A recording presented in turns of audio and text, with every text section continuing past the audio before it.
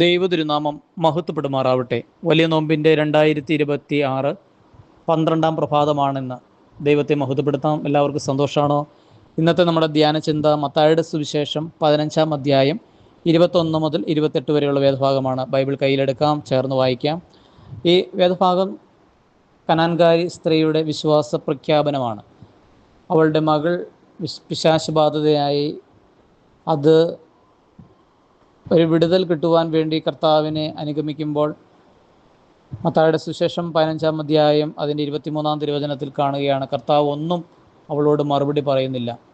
നമ്മുടെ ജീവിതത്തിൽ നമുക്കൊരു പ്രയാസം വരുമ്പോൾ, ദുഃഖം വരുമ്പോൾ നമ്മൾ പ്രാർത്ഥിക്കും, നമ്മൾ നോമ്പെടുക്കും, നമ്മൾ ഉപവസിക്കും, നമ്മൾ നേർച്ചകൾ നടത്തും. അപ്പോൾ നമ്മുടെ ചിന്ത എന്താണെന്നറിയാമോ? ഇത് നടത്തി കഴിഞ്ഞാൽ ഉടനെ നമ്മുടെ കാര്യം നടന്നു കിട്ടുമെന്നാണ്. പലപ്പോഴും അങ്ങനെ നമ്മളിതെല്ലാം ചെയ്താലും മറുപടി കിട്ടാതെ വരുമ്പോൾ നമ്മുടെ വിശ്വാസം പതറാനും നമ്മുടെ വിശ്വാസം ദുർബലപ്പെടാനും നമ്മളിലെ ആന്തരിക മനുഷ്യൻ ദുർബലപ്പെട്ടു പോകാനും വിശ്വാസത്തിൽ നിന്ന് പലപ്പോഴും നമ്മൾ വ്യതിചലിച്ചു പോകാനൊക്കെയും ഇടയായി തീരാറുണ്ട്. പക്ഷേ ഈ കനാൻകാരി സ്ത്രീയെ സംബന്ധിച്ചിടത്തോളം അവളുടെ ആഴമേറിയ വിശ്വാസം ക്രിസ്തുവിലാണ് രക്ഷ ആയതുകൊണ്ട് തന്നെ നായെന്ന് പോലും വിളിക്കേണ്ട വരുന്ന സന്ദർഭത്തിലും അവൾ അതിനെല്ലാം ഉൾക്കൊണ്ടുകൊണ്ട് അവളുടെ ജീവിതത്തിലെ മകളുടെ പ്രശ്നം അവളെ സംബന്ധിച്ച് വലിയ ഒരു വിഷയമായിരുന്നു. പക്ഷേ ആ പ്രശ്നത്തിൽ അവൾ ക്രിസ്തുവിനെ സമീപിക്കുമ്പോൾ അവളെ എടുത്ത് കുടയുന്നതായ അവളുടെ പ്രശ്നത്തിൽ ദൈവം ഇടപെടാതിരിക്കുന്ന സാഹചര്യത്തിലും അതിനെ ക്രിസ്തുവിനെ പിന്തുടരുന്ന ഈ മകളുടെ വിശ്വാസം കണ്ടുകൊണ്ട് കർത്താവ് അവളെ സഹായിക്കുമ്പോൾ അവളുടെ വാക്കുകൾക്ക്, അവളുടെ പ്രാർത്ഥനകൾക്ക് മറുപടി കൊടുക്കുന്ന കർത്താവിനെയാണ് നാം ഈ വേദഭാഗത്ത് കാണുന്നത്.